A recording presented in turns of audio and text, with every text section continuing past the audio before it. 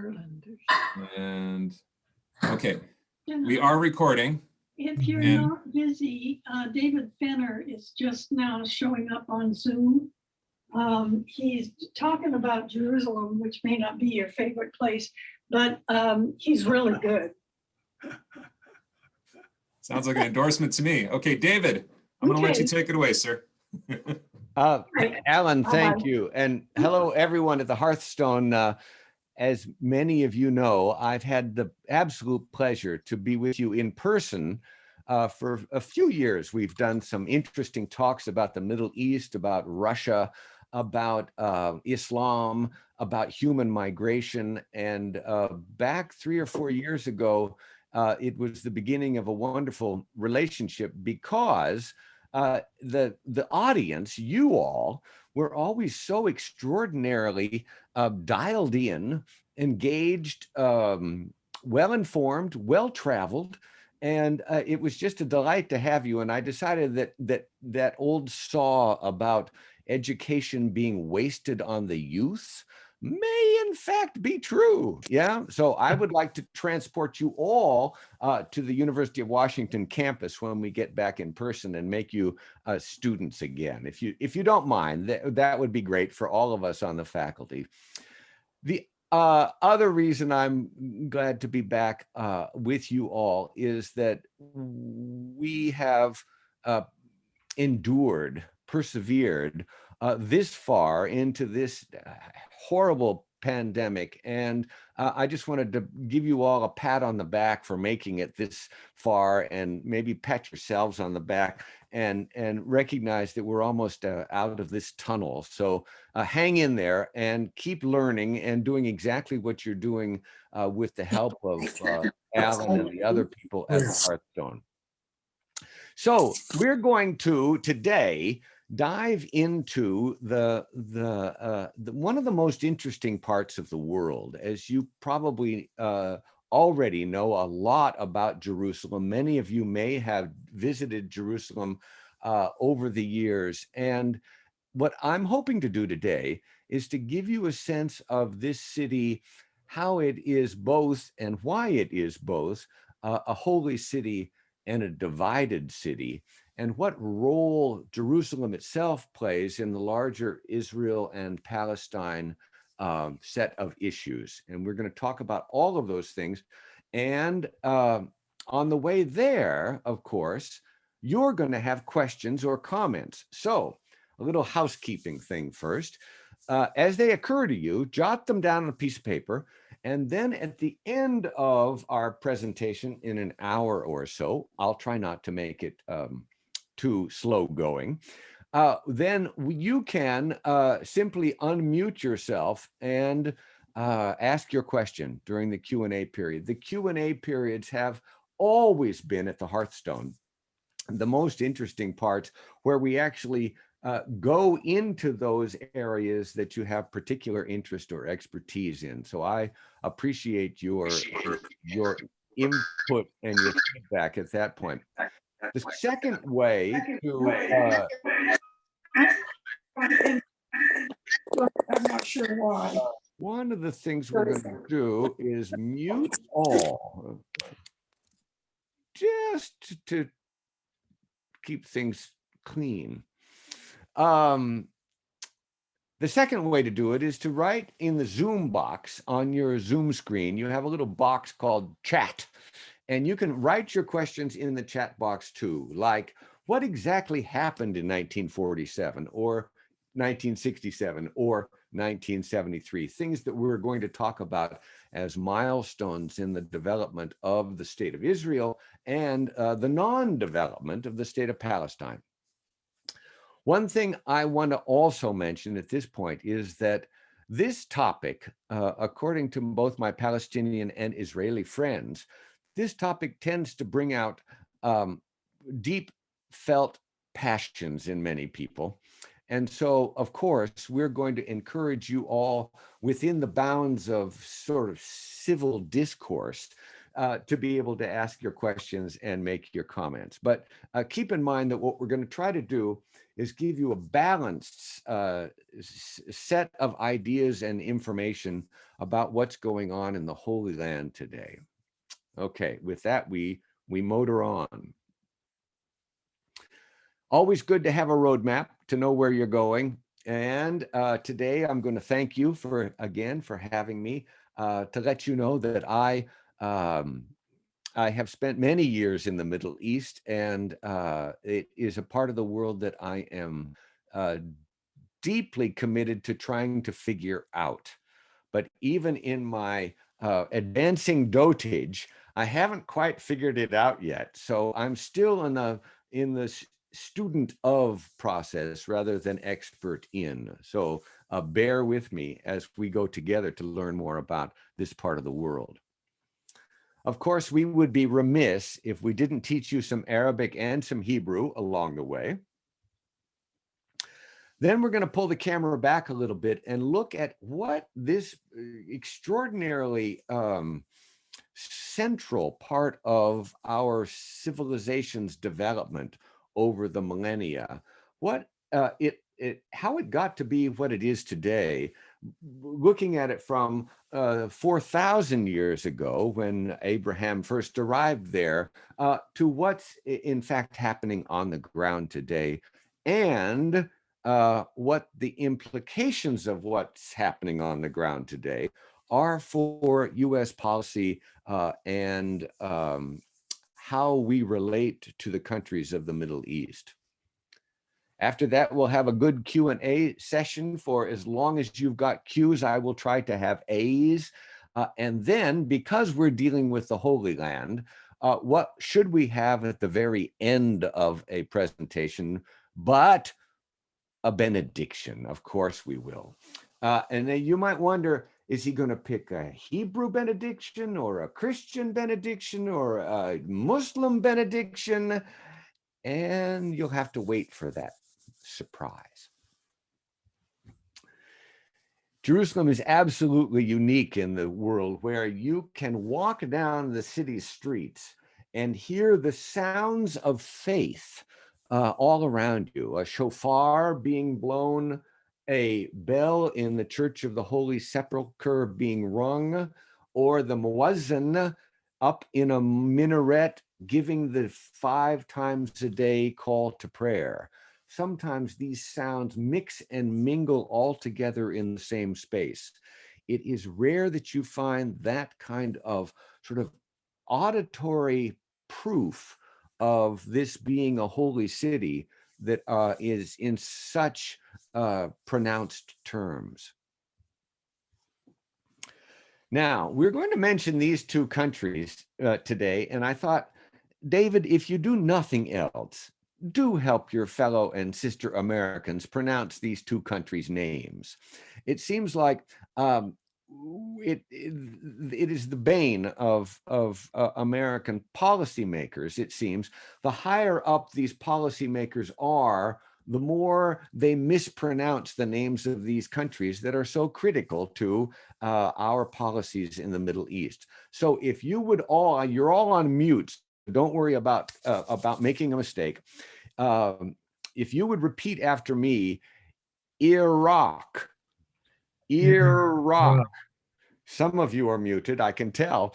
And then repeat after me, Iran. Iran. Good, good. You've got it. By George, you've got it. Iraq. Iraq and Iran are both written in the Arabic script, as you can see.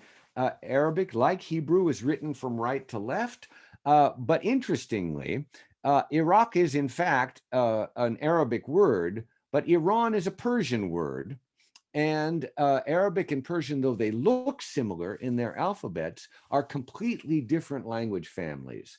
Arabic is a Semitic language, and Persian is an Indo-European language. Closer, in fact, grammatically and structurally to English than it is to that language right next door that looks so similar. As you may also have noticed in the recent news, the Pope Francis, recently made a trip to Iraq, where he met with the Grand Ayatollah Ali al-Sistani in a city called Najaf in Iraq. And when the Pope walked into the room, he said to the Grand Ayatollah, Assalamu alaikum, literally, the peace be upon you. Let's try it. Assalam alaikum. And with a twinkle in his eye, not expecting the Pope to speak Arabic, Grand Ayatollah al-Sistani said, Wa alaikum assalam, and upon you be peace. So that was one of these moments when the Christian world and the Muslim world were trying to cross a sort of a common bridge together. And you'll find that to be something of a leitmotif in today's discussion of Israel. We don't want to leave Hebrew out of it. So salam alaikum may remind you of shalom aleichem, very much a cognate among these two main Semitic languages. So both Hebrew and Arabic use the same expression to greet people, shalom aleichem or assalamu alaikum. Huh. There, you've now had some Semitic language training and a little bit of Indo-European language training.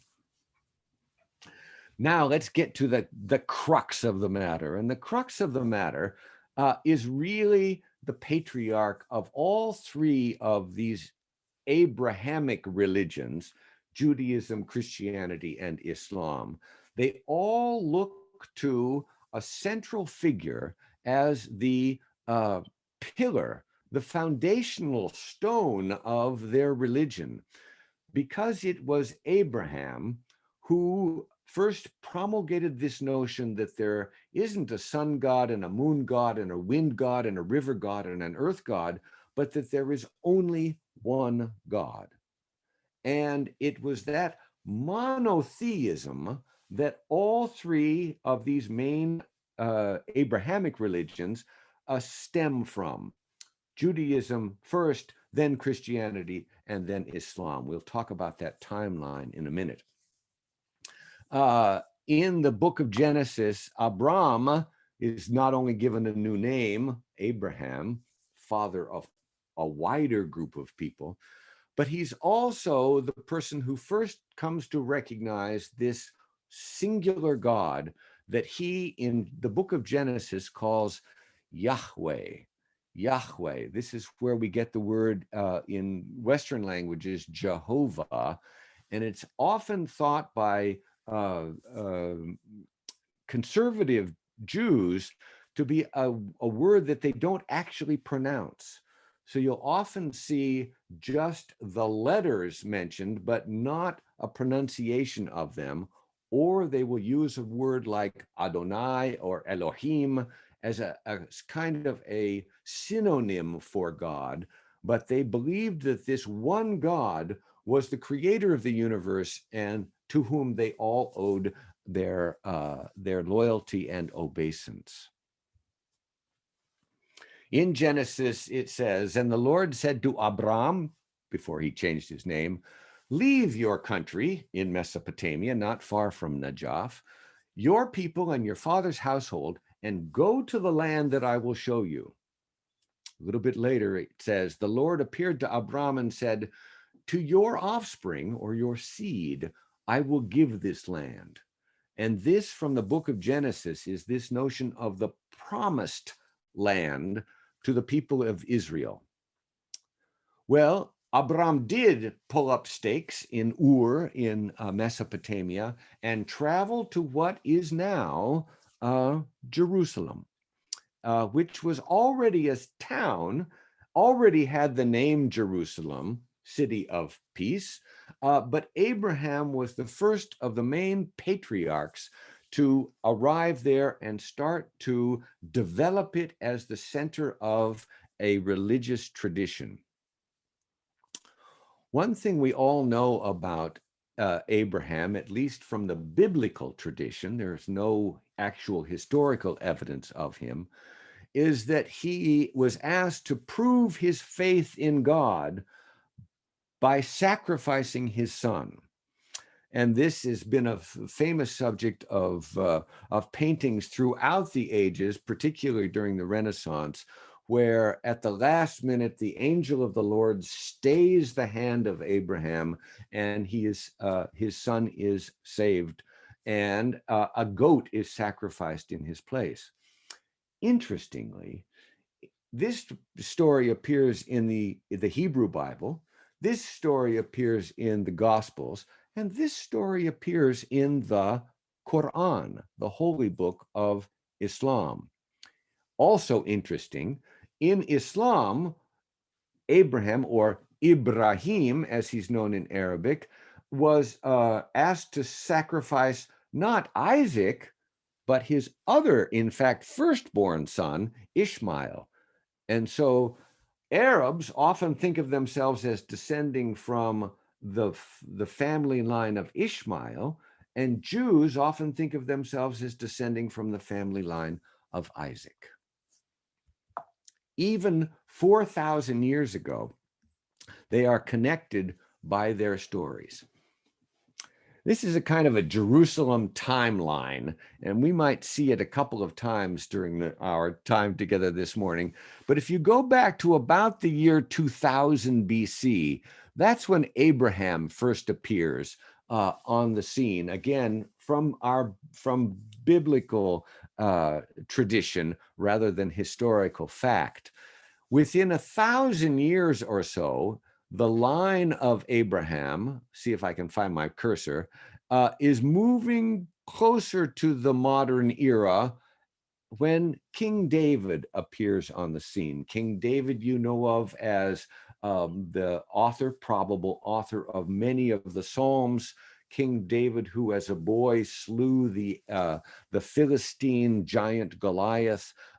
King David, who had a real weakness for some of his soldiers' wives. So King David is a really sort of a full human being in all of the biblical stories, but his impact and contribution to Jerusalem is really through his son, Solomon, because it was Solomon, the son of David, who in fact builds the first temple in Jerusalem and solidifies, literally concretizes Jerusalem as the center of the Israeli nation and the center of the Jewish faith. That temple was the absolute hub of all of that belief and the hub of a very defined set of practices. Over the centuries, that the town of Jerusalem and the area of Palestine in general becomes a part of virtually everybody else's empire. I've made a little bit of a list to include who those were.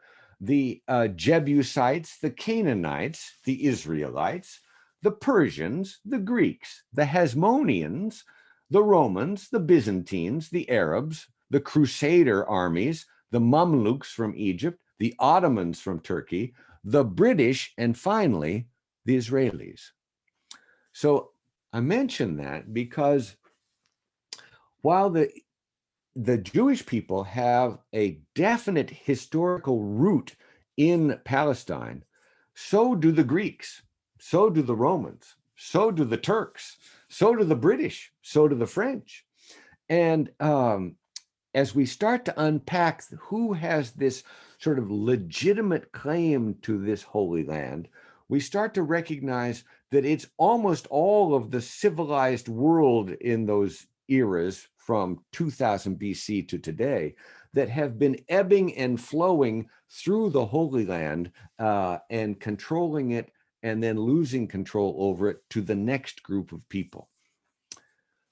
By the year, around the year 0 of the Common Era, what we used to call AD, we now have the appearance of Jesus and his disciples who bring a new set of meanings to Jerusalem, because as we all know, in this very week, a couple thousand years ago, during Passover, Jesus enters the gates of Jerusalem from the east, as the Messiah is said to have come, even in Hebrew texts, and during Passover, he comes into Jerusalem for what is said to be, in biblical tradition, the last week of his life, where he is tried and crucified, and then in the Christian tradition, resurrected, all in Jerusalem, giving Jerusalem a very central role in the Christian tradition. Even though Jesus was born in Bethlehem, we'll come back to Bethlehem in a minute. Jerusalem, as I said, is sort of falling under the sway of all of these empires over these many centuries. And one of them turns out to be the Islamic empires that rose up in Arabia and then expanded into the Holy Land, into Turkey, into Central Asia, all the way to the Pyrenees in southern France. The Islamic empires controlled vast swaths of the known world. And it was in the 7th century that the prophet Muhammad has revelations from God, from the angel Gabriel, in fact, the same angel that is staying the hand of Abraham and announcing to Mary that she is with child. Muhammad is receiving revelations from the angel Gabriel that he comes and shares with the other members of his tribe in Mecca, in what is now Saudi Arabia. And those revelations over a period of 22 years are gathered together, and that is the Quran. Quran is the Arabic word for recitations, plural. In that period between 610 of the Common Era and 632, when the Prophet Muhammad dies, those revelations include an experience called the night journey among Muslims. And that night journey, either spiritual or real if you are a believer, is when Muhammad is transported out of Mecca to, you'll have guessed this, Jerusalem, to that very Temple Mount where King David first built that city, or King Solomon first built that temple, where King Herod rebuilt the temple after its destruction.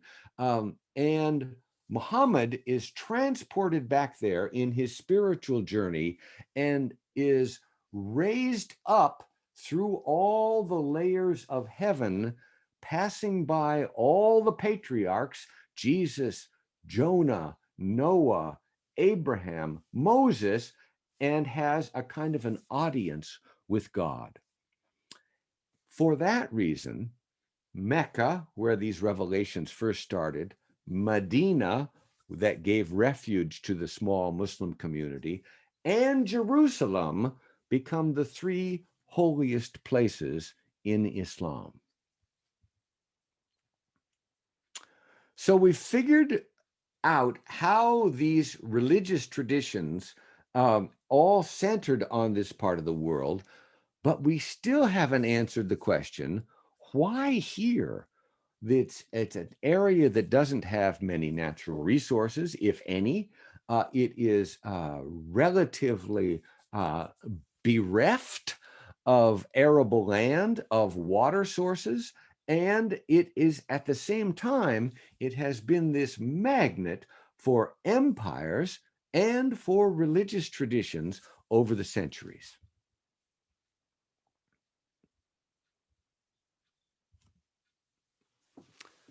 First, the Romans, which controlled all of the Mediterranean basin. They called the Mediterranean not Mediterranean, but they called it Mare Nostrum, our sea. And it was really the transportation link for all of the Roman Empire. But you can see down here in the southeast that they considered this part of the Holy Land, Judea, Palestine, Samaria, all to be a part of the Roman Empire. And as you all remember from your biblical stories, while there was a king, a kind of a client king among the Palestinians and the Israelis in those days, the real authority rested with the Roman governor, a man named Pontius Pilate. The Romans and the Jewish population of Palestine didn't ever get along very well, and there were periodic revolts against the Roman overlords by the Jewish people. And in the year 70 of the Common Era, the Roman legions came into Jerusalem and completely destroyed not only the Second Temple, but also most of the city. And at that point, a diaspora, literally the Greek word for scattering, a diaspora of Jews from Palestine began. Wasn't the first one, but it was the largest one in their historical experience. And Jews went all the way through West Africa. They went into Europe, particularly into Eastern Europe. They went into what became part of the Ottoman Empire. There was this expansion of Jewish communities around the world, but small ones, none of them having a state to call their own. A little bit later, the Persians came out of what is today Iran and expanded their control of this territory, including all of the eastern part of the Mediterranean. And as I mentioned earlier, the Abbasids, one of the Islamic caliphates, for a period of 500 years, controlled all of this territory, not just Iran and Iraq and Arabia and North Africa, but all the way into the Mediterranean. And eventually, the Iberian Peninsula was also controlled by the Umayyad dynasty. The Europeans always felt that Jerusalem was a kind of a center of the universe in a way that a lot of people would view their orientation to the world relative to this place called Jerusalem. So in this map from the 16th century, you can see that Jerusalem is thought to be the sort of spiritual hub, geographic hub, maybe even intellectual hub, connected to all the major parts of the world. And to this day, it is often thought in those terms. Those ancient empires were not the only ones that wanted the eastern end of the Mediterranean. I love this map because it suggests that somebody had their hands in virtually all of this territory through North Africa and into the Holy Land and into Arabia and Persia, even up to the beginning of the 20th century. And we're going to talk about how the Ottoman Empire, which could very well be not the next slide, we'll get back to it. We're going to now zero in on Jerusalem itself, and to give you a sense of how all these different groups that had control over different parts of it at different times over the centuries actually never left. They're still there. So the ancient historic city of Jerusalem is about twice the size of the UW campus. And in its walls, about 1 million people are said to live in the historic center of Jerusalem. But to give you a sense of how divided it is and has been for millennia, take a look at this map. So you have, to this day, a Muslim quarter, a Christian quarter, an Armenian quarter, and a Jewish quarter that are still more or less distinct and characteristic units within this divided city. But it's all part of territory of Greater Jerusalem, west and east, and part of occupied territory in many of these cases. But let's talk about these different groups within the city of Jerusalem. Jews believe that this wall, as part of what they call Temple Mount, is the only remaining piece of structure left from the destruction of the Second Temple in the year 70 of the Common Era. And this wall, called the Western Wall formerly, or the Wailing Wall in the vernacular, is a site where as many Israelis come as possible. Jews from all over the world come to pray, to put I wonder if I've got a slide of it. Yes, to put a prayer inside one of the cracks and crevices in the wall to get some kind of special attention from God to grant their prayers. It is absolutely considered to be by Jews the holiest part of Jerusalem. And it's where all Israeli army recruits and officers are sworn in. It's where many people come on their wedding day or the day after to have a blessing from the rabbi at the Western Wall. It is right in the middle of the part of Jerusalem that it's considered the holiest place for Muslims. It is in fact holding up one part of what the Muslims call not Temple Mount, where the Jews believe that the Second Temple was actually located, but what they call Haram Sharif, the noble sanctuary. We'll talk about that juxtaposition. But it isn't just the Jews, of course, who have holy, revered places in Jerusalem. The most revered of them is probably, for the Christian tradition, the Church of the Holy Sepulchre. And that is in the Christian quarter of Jerusalem. And it's the place where many Christians believe that the final burial place for Jesus was after his crucifixion.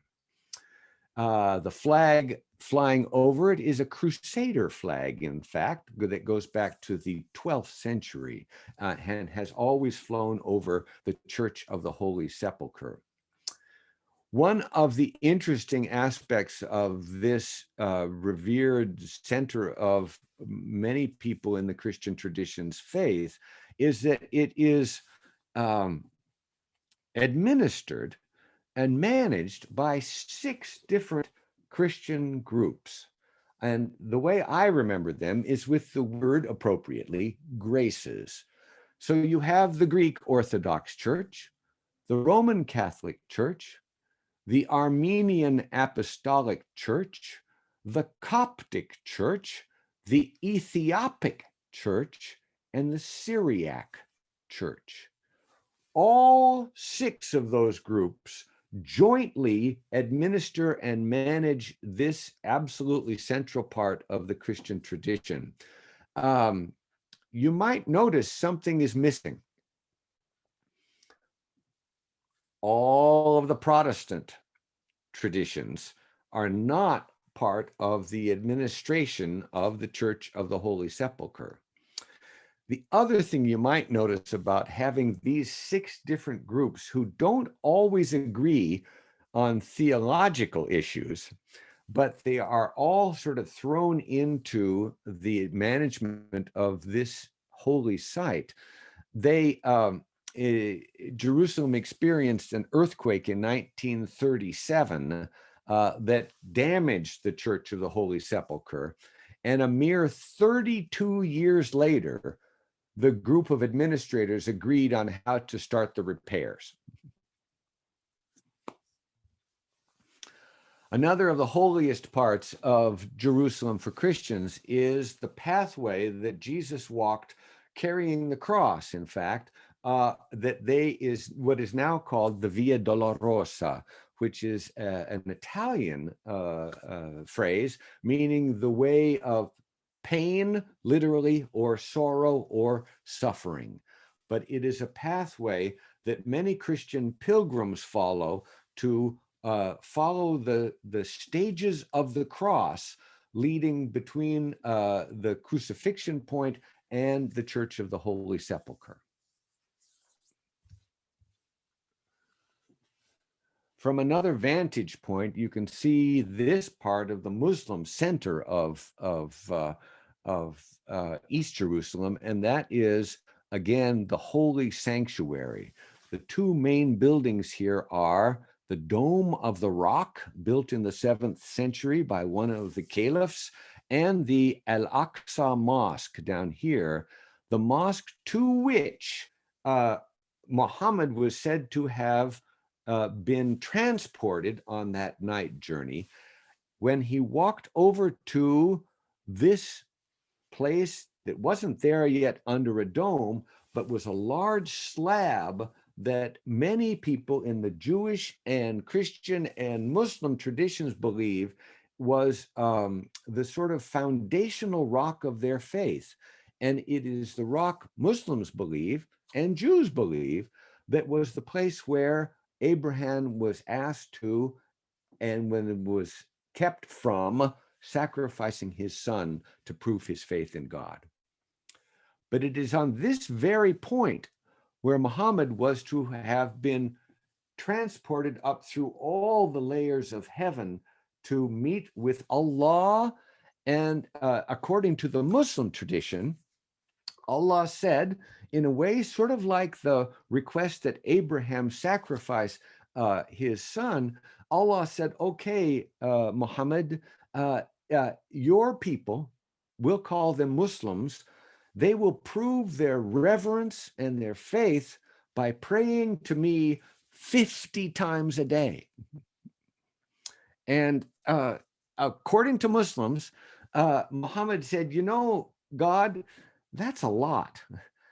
Would you accept 5? And at that point, according to the Muslim tradition, Allah says 5 sounds very reasonable. Let's put that into the system. And so when Muhammad comes back to earth, is retransported back to Mecca, he lets the growing Muslim community know that they were now going to start to pray 5 times a day. And importantly, they were going to point toward Jerusalem, not toward Mecca. So in the very early Muslim tradition, some of the oldest mosques have 2 qiblas, 2 areas where you're supposed to point, one to Jerusalem and one to Mecca.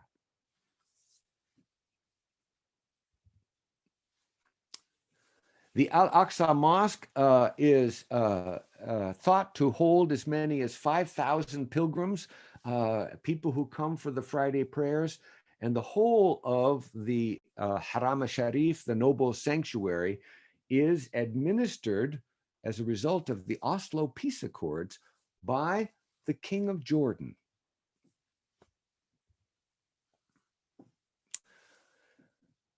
Divided by a common history. You remember the old quip about that Winston Churchill was apparently said to say, that the English and the Americans are divided by a common language. And so much of the common history of Jerusalem has lent itself to these divisions, not just the capture by this empire or that, or the interactivity of the 3 Abrahamic religions, but one other set of crucial, more recent developments can bring this into tighter focus. So the Ottoman Empire was the last of the Islamic empires to control the Holy Land. They called much of it Palestine. They called some of it Jerusalem, and they called some of it Judea and Samaria. They also called it all Greater Syria. We'll talk about that. But as we all know, at the end of the First World War, with the victory by Britain and France and Russia over the Allied powers, the Central Powers of Germany, Austro-Hungary, and the Ottoman Empire, at that point, the British are trying to figure out, along with the French and the Russians, how to divide the spoils of the Ottoman Empire, with particular focus on the Holy Land. It was World War I, the cataclysmic World War I, the war to end all wars. Would that were so. That led to the decision by the British, in large measure, to start to promise virtually everybody that he could have a piece of the Ottoman Empire if that group would only fight on the side of the British and the French. And the first group that they promised that to was not the Americans.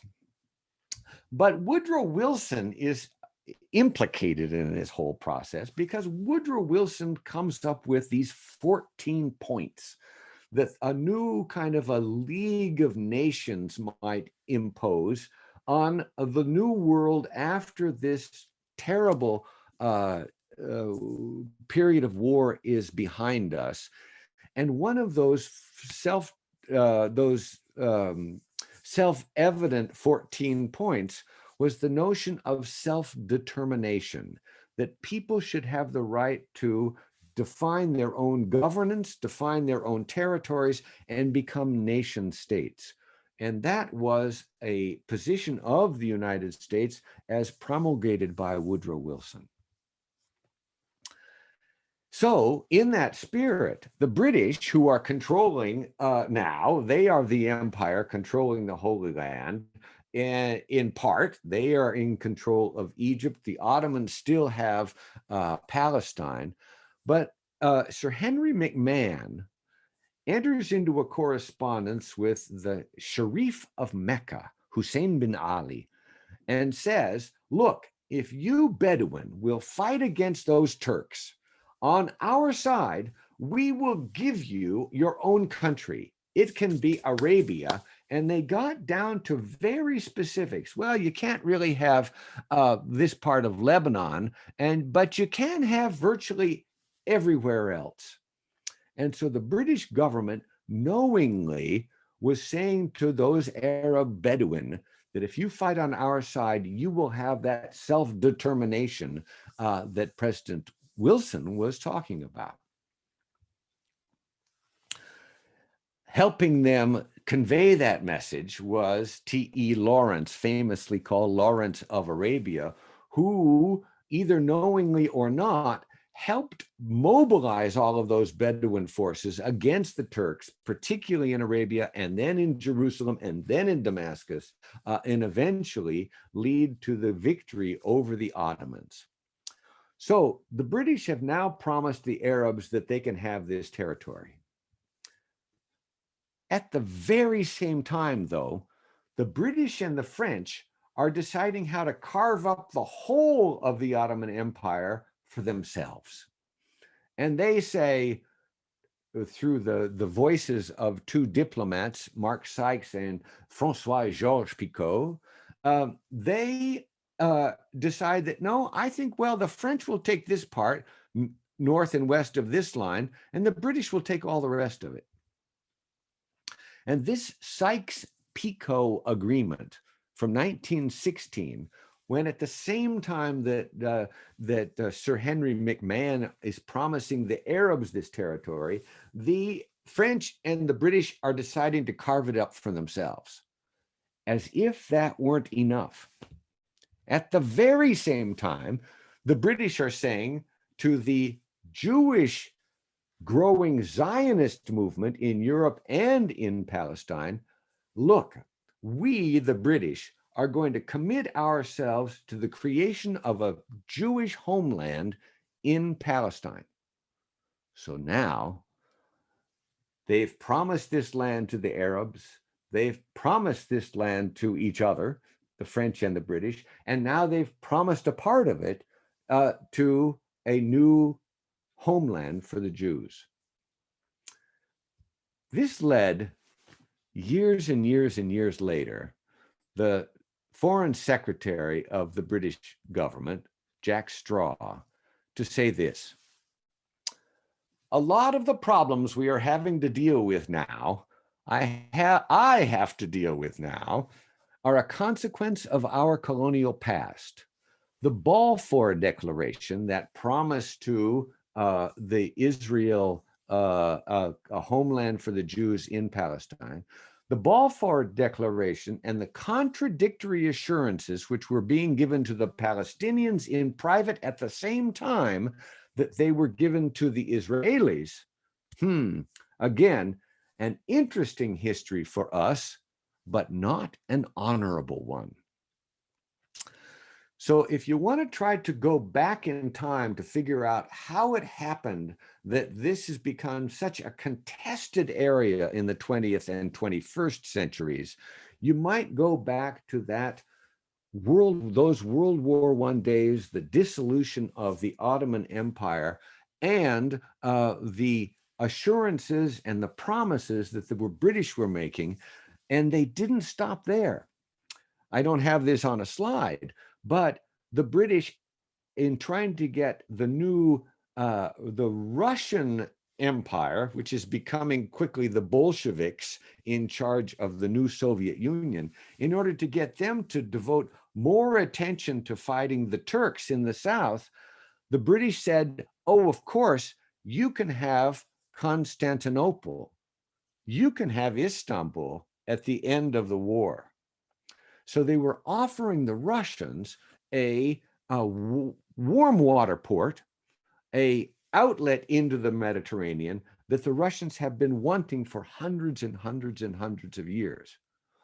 When the British reneged on that deal in the immediate post-war era, what did Leon Trotsky do? He leaked the secret Sykes-Picot agreement to the press.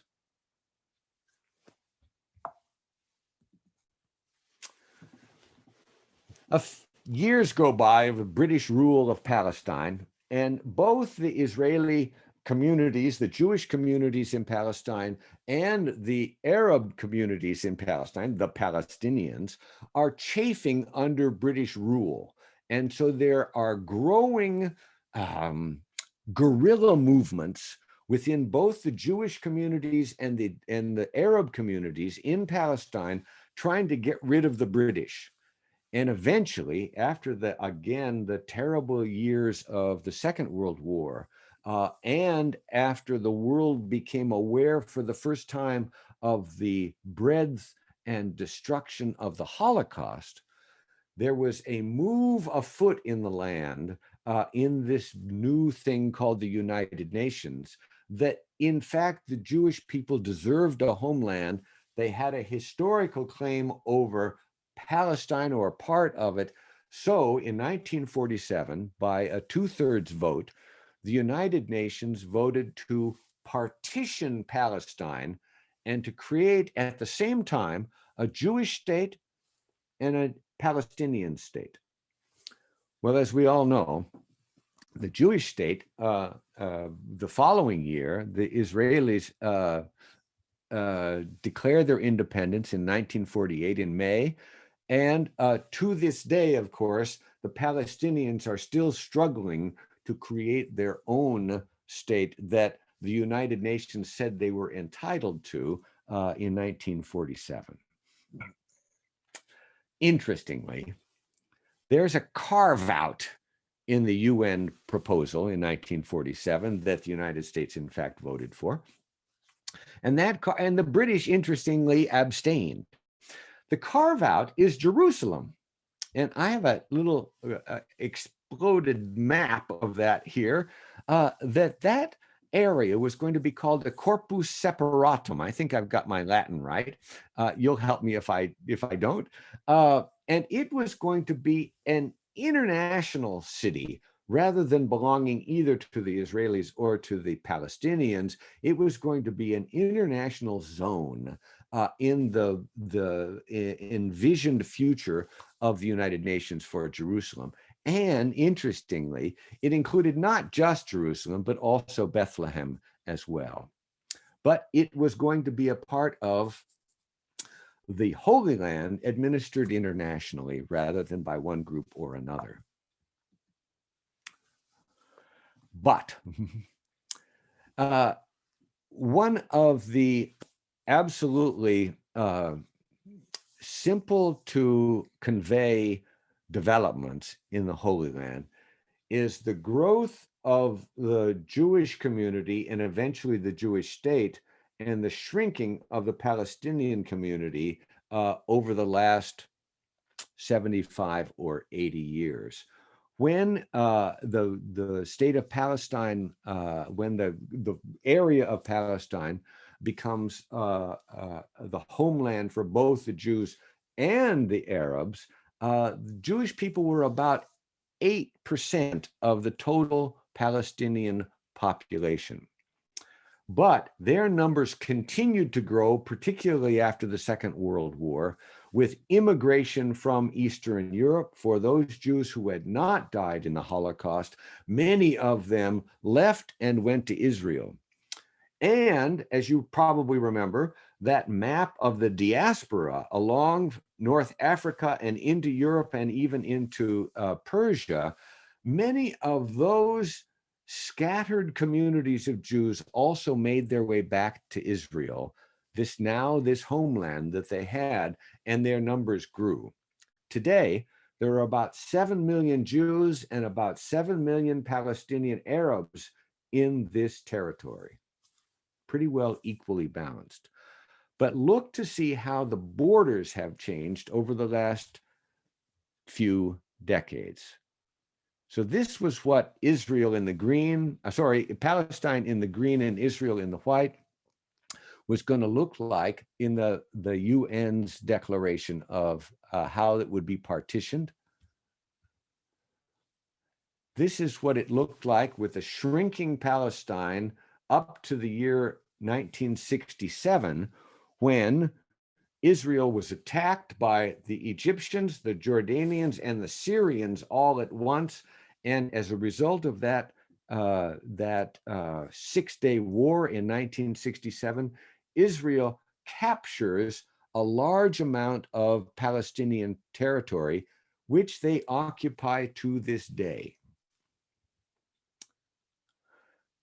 They not only decided that West Jerusalem was going to become a part of Israel proper, but they also occupied all of East Jerusalem.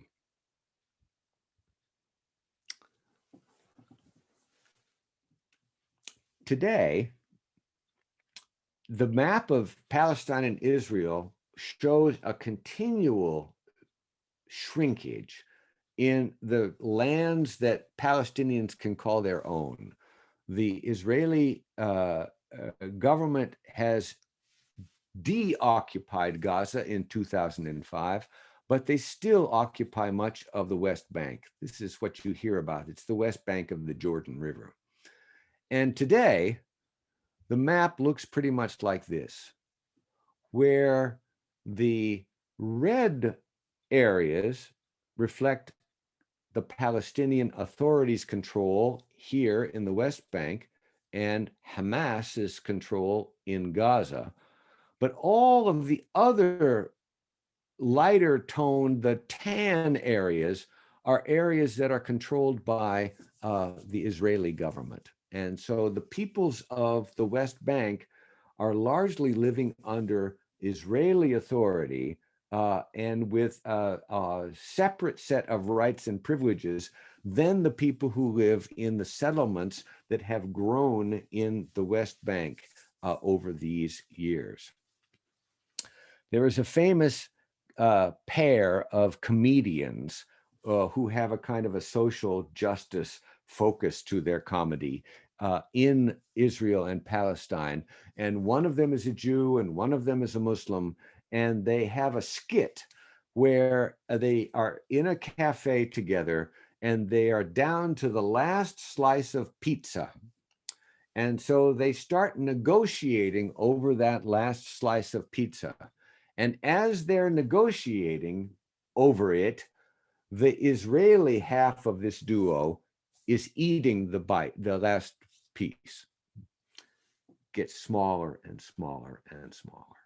And Palestinians believe that eventually the sort of Arab nature of these territories will disappear altogether into a kind of a greater Israel. One of the ways that these territories are separated since the year 2000 is with this sort of massive, what is called sometimes a separation wall or a security wall between Arab and Israeli areas of the West Bank and even of Israel proper. And it is to my mind, it is the antithesis of what people like the Pope were trying to do, which is build bridges between these people rather than building walls between them.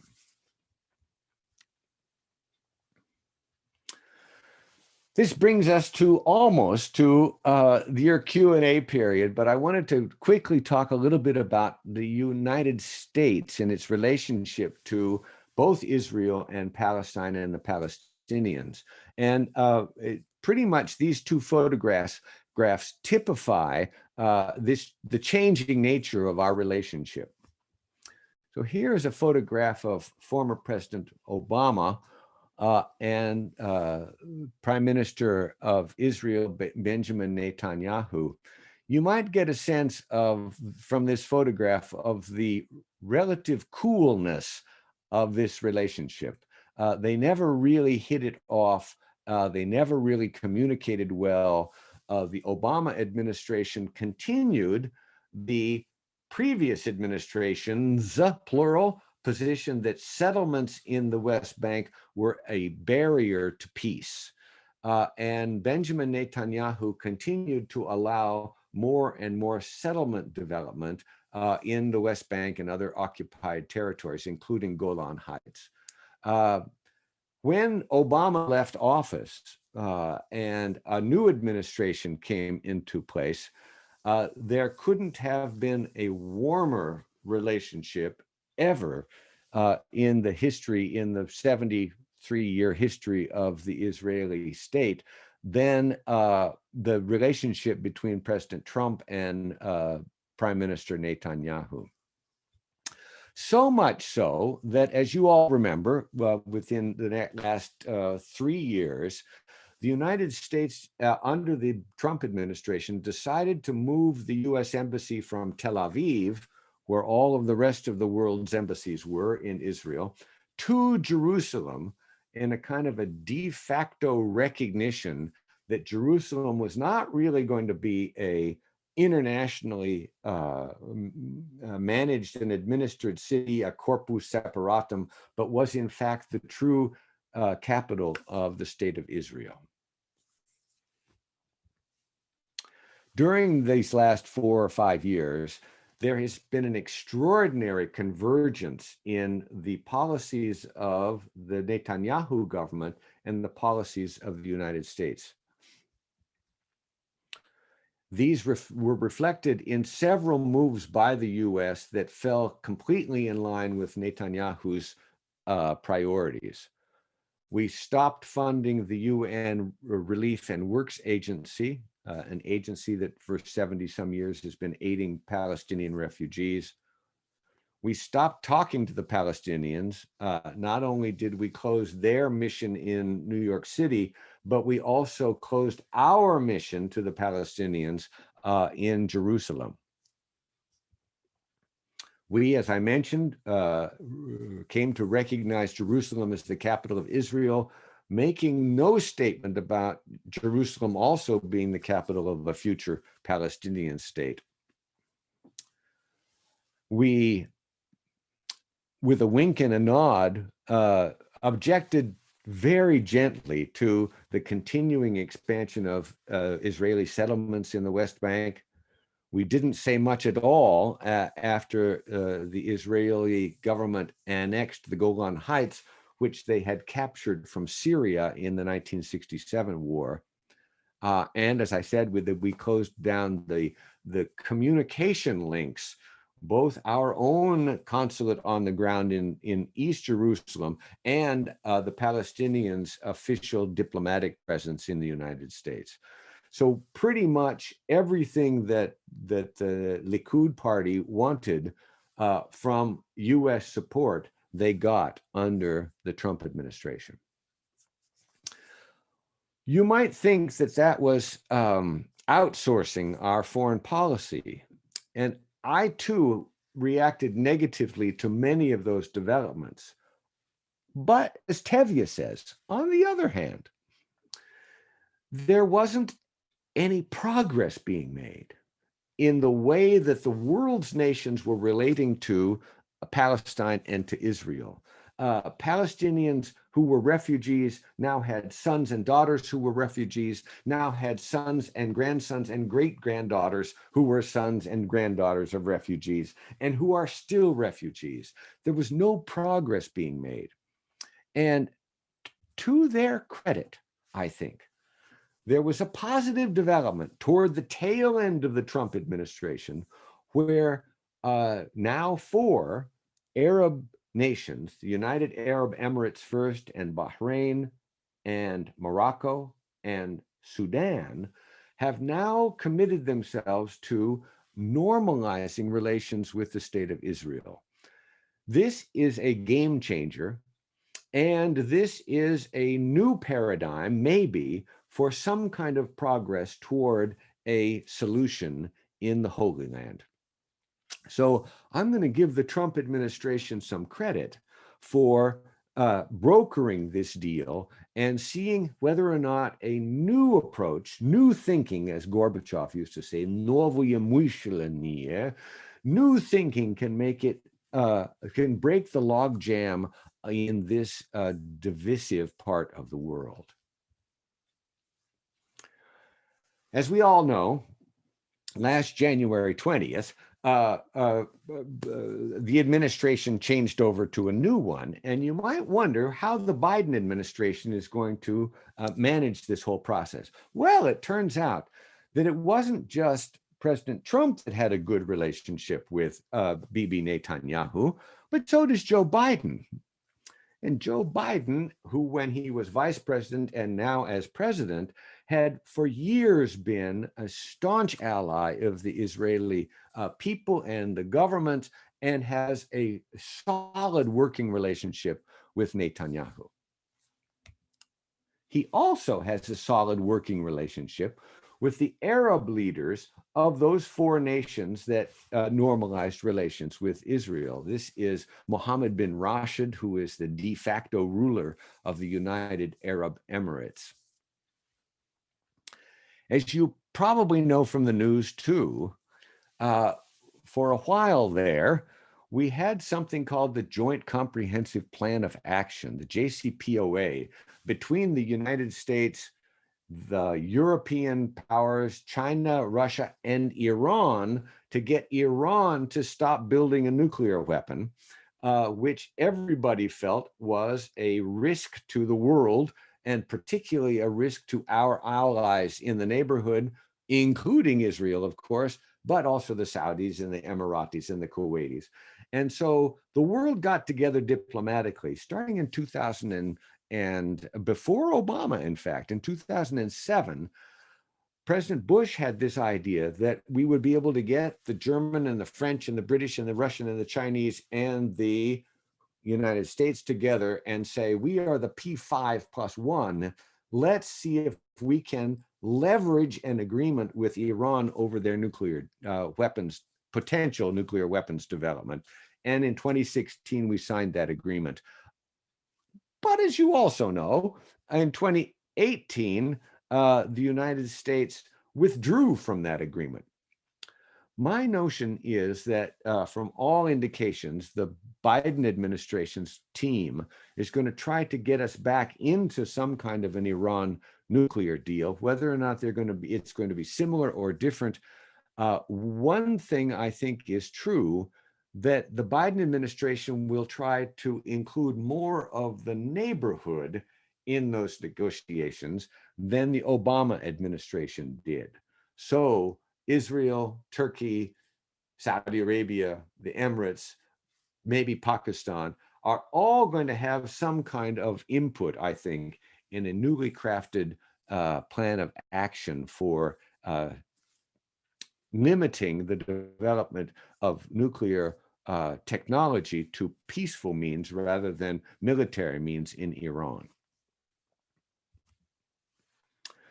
Putting Anthony Blinken in charge of that was a good move. He too has been a longtime supporter of the state of Israel, but also is a very reasonable, thoughtful, deep thinking kind of a guy, sort of no nonsense, who will try to get people to recognize that there are a lot of common goals and values that all of the parties share in this part of the world. One of the wonderful stories about Antony Blinken is that when he was in school, as a boy, he refused to write Antony because everybody thought that they spelled it wrong and forgot to put the H. So he would just use his first initial on all of the classroom rolls, so that when the teacher did roll call, she would call out a Blinken. He thought that was just the cleverest thing that he had ever done, to turn himself into the 16th president of the United States. Who knows? Maybe he'll be one day. Another key player in this whole process is our new Secretary of Defense, himself a military man. And the question that we're going to be grappling with as a people and as a polity for the next several years is going to be whether or not we promote our values or we promote our interests. And that led me to think about this wonderful quote from Defense Secretary Austin, where he said this: "We will lead with our values, but always protect our interests." And there has been some feeling that maybe we lost sight of some of our values over the last several years, and that we need to put them back on maybe the front burner, always keeping in mind what our interests are. Leading right into your cues for a few A's, let me remind us all of that wonderful visit by the Pope last month to Najaf, and the dialogue that he had with Ali al-Sistani. The Arabic on this billboard, we're all over the Arab world, said, "Antum jiz ma'na, nahnu jiz ma'akum." We are part of you, and you are part of us. A wonderful expression of the fact that we're all sort of springing out of that same theological, maybe even civilizational wellspring in a place so special as Jerusalem. Before we get to Q&A, let me recommend a couple of things. There is on YouTube a wonderful documentary with Ray Suarez that many of us will have remembered from NPR, from National Public Radio. Ray does a wonderful job, maybe over a couple hours, of taking us through Jerusalem's history and through its historic places and its meaningful religious sacred sites. I recommend it to you all. You can find it easily on YouTube. A book that I want to recommend is this one that was written 10 or 12 years ago. And it's just a compelling story, true story, about a Palestinian family and a Jewish Israeli family who end up owning the same house. And in fact, owning the same lemon tree. And this book by Sandy Tolan is one that you can find in your library, maybe even on the shelves at the Hearthstone, but maybe also from your independent bookseller. You can pick up a copy. And what it does is it really puts a human face on this part of the world. We hear about this Israel and Palestine and Jerusalem in the headlines, but we may not always be able to put a human face to it. And this book does a wonderful job of that. Okay, here under the watchful eyes of Abraham, what kinds of questions do you have? Feel free to unmute yourself, or maybe Alan can help me find some of your questions from the chat box on Zoom. So now the floor is yours. Thank you very much, David. I have a question regarding the slide that you labeled as convergence. Yeah. It can also be labeled as divergence if you're looking at it from the Palestinian point of view. And as an amateur, my perception is that the folks who've gotten into this relationship under Trump's relationship are, except for are in some ways client states of Israel. They're sort of secondary partners, and I wonder if they're really abandoning the Palestinians in what seems to be an inexorable loss of identity and territory. It's a great question, Dr. Neville. I think that the way the Palestinians look at it is exactly that they felt, to use their expression, sadly, stabbed in the back by the Arab states that entered into this normalization. But the Emiratis make a pretty solid case that what they got in return for this recognition with Israel was not just economic opportunities and maybe some security guarantees and not just tourism, but also a cessation in any plans Israel might have to annex further territory. And while the Netanyahu government says, yes, we agreed to a cessation, we only agreed to a temporary cessation. And so the Emiratis make the point that the Palestinians didn't have any, trying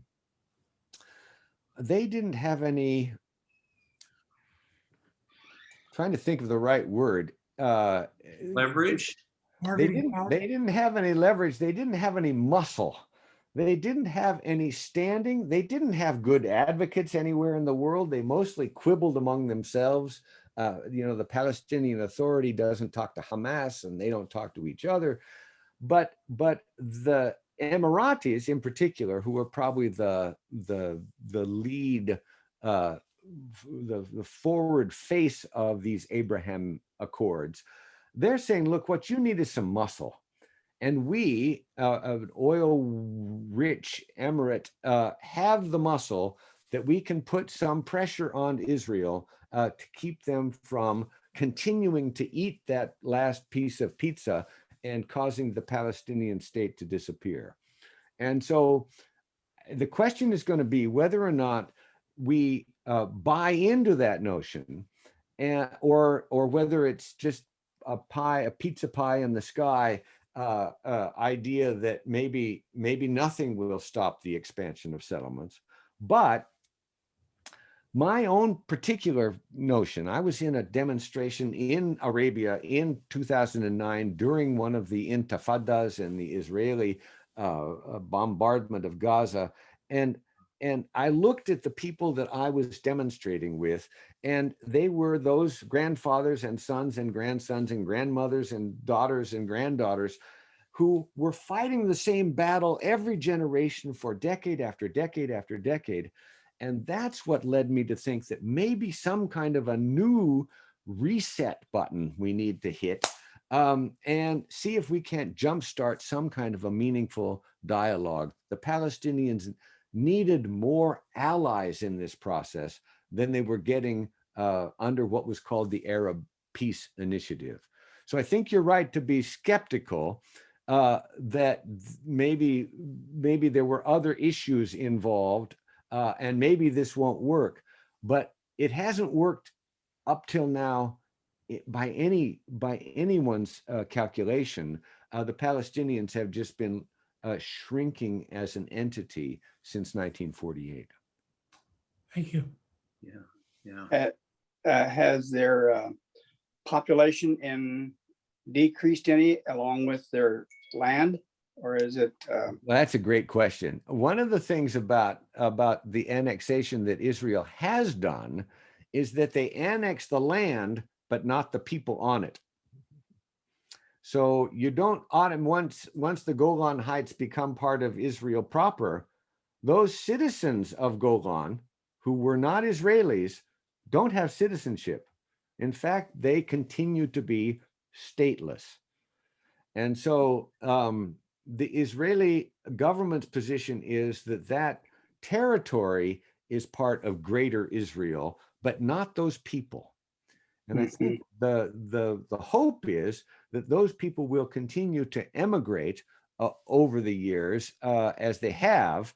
But another demographic reality has been that they've also continued to stay there and have lots of kids.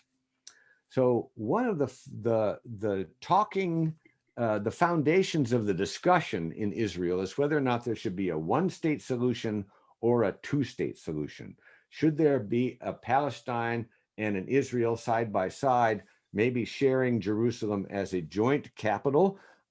Or should it just be all one nation and then go to the ballot box and see who's going to be in the majority in making decisions about how that territory is run?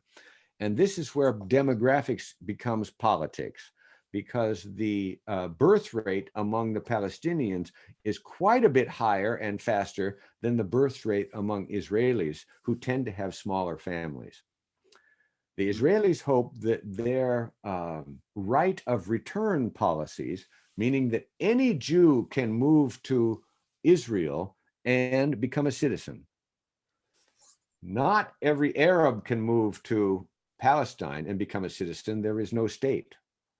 And if a Palestinian were to move to Israel, she or he still doesn't have citizenship. But the right of return that the Israeli government guarantees to that reverse diaspora is not an option for the Arabs who have traditionally lived there. One of the biggest groups to come to Israel after the dissolution of the Soviet Union were Soviet Jews who emigrated to Israel. And many of those new settlements, particularly in the West Bank, are in fact Russian-speaking settlements rather than Hebrew-speaking settlements. And they tend to be some of the most conservative members of the Likud party bloc are those people who grew up in the Soviet Union and came to Israel in the early 1990s. Fascinating lecture. I really appreciate it. I've got another question for you, if I may. Yeah, go ahead. If the British, who I feel that they're put upon because they feel that they should be their separate continent and aren't,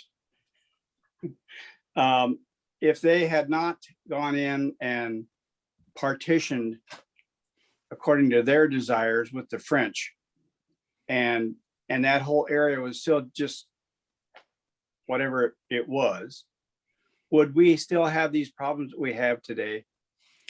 Really good question. And it's there's a something we try to avoid maybe as human beings, but certainly in academic circles, is counterfactuals.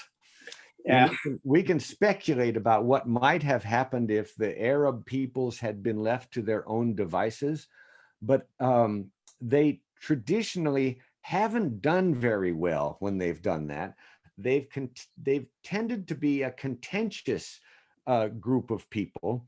There's that horrifying, in fact, scene at the end of the movie version of Lawrence of Arabia, where the Arabs have in fact captured Damascus from the Turks, but they can't bring themselves to manage it in any way. And all they can do is fight and squabble and shoot each other, and leaving a kind of a chaos in place that the French forces quickly filled in the early days after this First World War ended.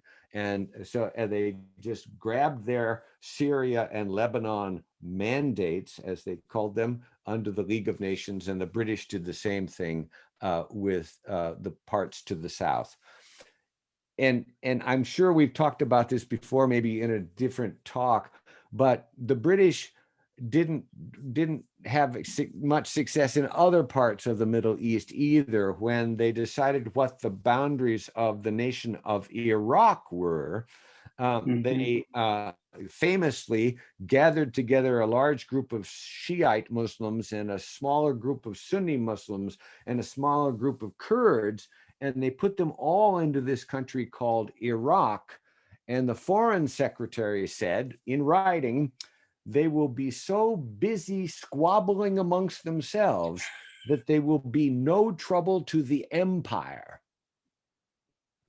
That foreign secretary, that colonial secretary, was Winston Churchill. Churchill. Yeah, who actually redeemed his reputation a few decades later during the Second World War. But they didn't do a very, look at Iraq today, and it's a dysfunctional state. Was a military police state until the US invaded with Britain in 2003, but has been dysfunctional ever since then. So I don't know that they would have necessarily done much better had they been left to their own devices after the First World War. But it's just idle speculation. Yes, yes. Well, all speculation is idle, I think. I think that, yeah. Any other questions out there at the Hearthstone? Yes. Yeah, Yes. go ahead. Yes, I have a question, and that is, how can the United States come into this diplomatic nightmare and potential environmental nightmare as we see what has been happening in Syria, which these so-called civil war there, or whatever it is, has been very much driven by environmental pressures and the economic pressures on people who are just starving, or it has become so, the heat has become so intense, physical heat, that it's no longer habitable. Parts of Syria are probably like that now, and they haven't dealt with that problem. The worst thing you can do is encourage people to have lots and lots of kids. In an environment like that, on a planet that's already overpopulated. Yep. No, I think how can we go in with our values and somehow wake everybody up to, yes, there is a common set of values that belongs to Islam, Judaism, and Christianity. And if we live by those values and not by our traditions, and simply let our traditions be a private or within a small community expression of how we approach our relationship with God. But when we get together, we recognize the common ground that we share. Well, you know, you've been much more eloquent than I on that very issue. And if we had the answer to that, you know, that sort of Rodney King plea, why can't we just all get along, is something I think the United States can actually promote. But one of the things has probably got to change. Since Israel was created in 1948, the United States has been a solid supporter of Israel in economic terms and in military support from the beginning.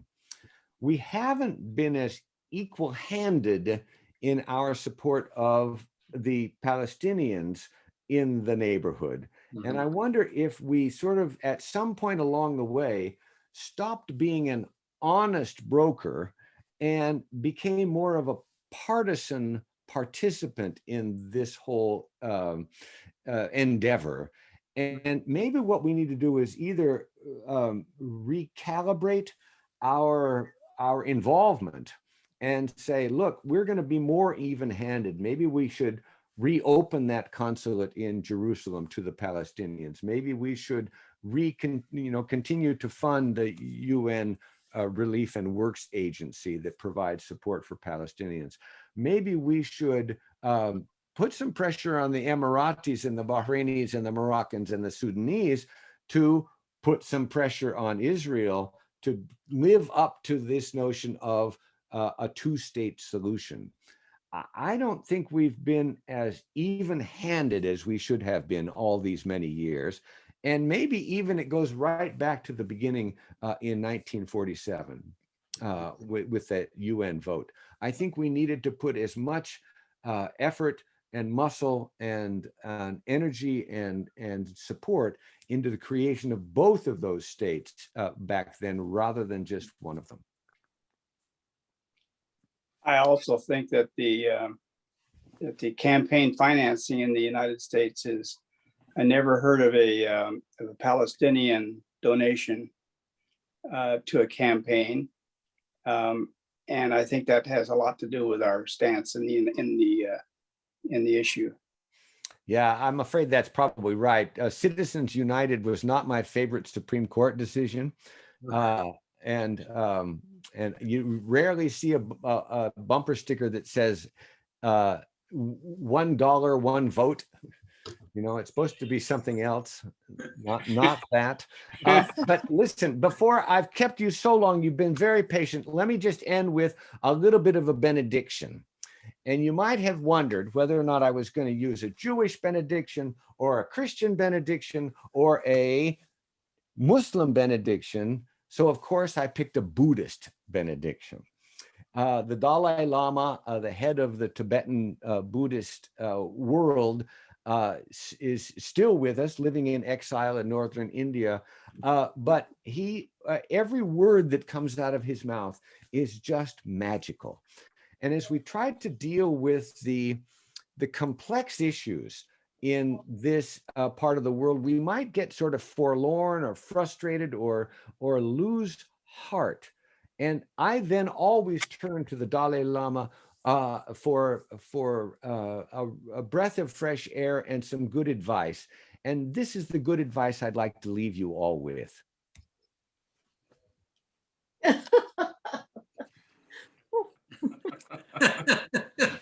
With that, everybody at the Hearthstone, thank you so much for having me today. And I look forward when we can all get back together in person. Thanks for having me, and stay well. And we'll see you next time. Thank you, Dr. Fenner. It was wonderful. And I do have a resource list. I'll send it out with the week's programs. That's brilliant. Thanks, Alan. Thanks for putting this all together. Oh, it was wonderful. Does anyone here want to stay on and chat for maybe a few more minutes, maybe 5 minutes or so? If I didn't have to run out the door 2 minutes ago, I would say yes, but let's catch up next time. Okay, so I'm going to stop the recording, but if people want to chat with each other, they can. Yeah, okay. All right, here I am stopping it. Wait, yeah, because